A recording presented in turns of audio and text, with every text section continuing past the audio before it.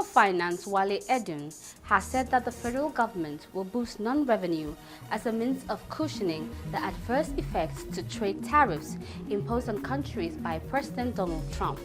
Hi, welcome to What's Happening. These are our top 10 stories countdown today. At number 10. Indian police arrested a man on Tuesday accused of impersonating a respected London-based cardiologist days after a probe into the death of 7 patients.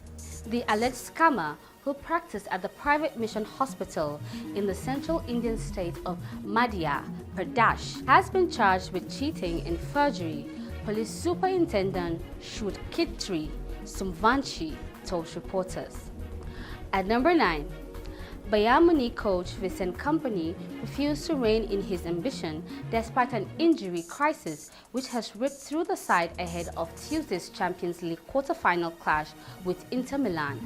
Bayern hosts this season's Champions League final, but their hopes of making it to the showpiece have been threatened by the bulging casualty ward, with several key players on the sidelines. At number 8. The Minister of Steel Development, Prince Shuaibu Audu, has revealed that the government is on the verge of initiating a comprehensive technical and financial audit of the Ajaokuta steel complex and other key equipment owned by the company. He said this audit process is to allow for private investment from potential suitors as directed by President Bola Tinubu. At number 7. The Lagos State Christian Pilgrim Welfare Board has commenced its annual Sensation campaign ahead of the 2025 Christian Pilgrimage. A statement on the Lagos State government's website on Tuesday noted that as part of the awareness campaign, the board secretary, Dr. Bolabo Okudero, led a delegation of CPWB officials on courtesy visit to Motion local government, Isolo and Ijegbo local council development areas of the state. At number 6.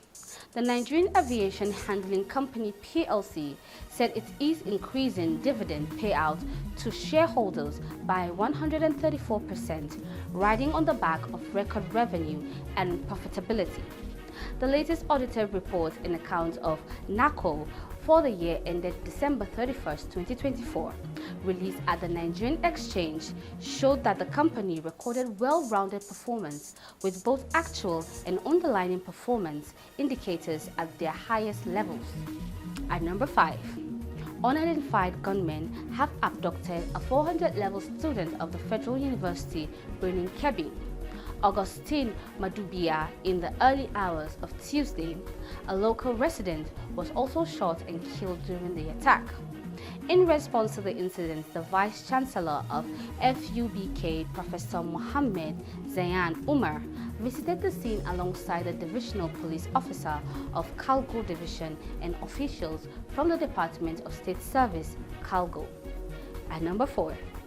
The Defense Headquarters has said that no ransom was paid to facilitate the release of retired Brigadier General Maharzu Siga, who was held captive for 56 days by kidnappers.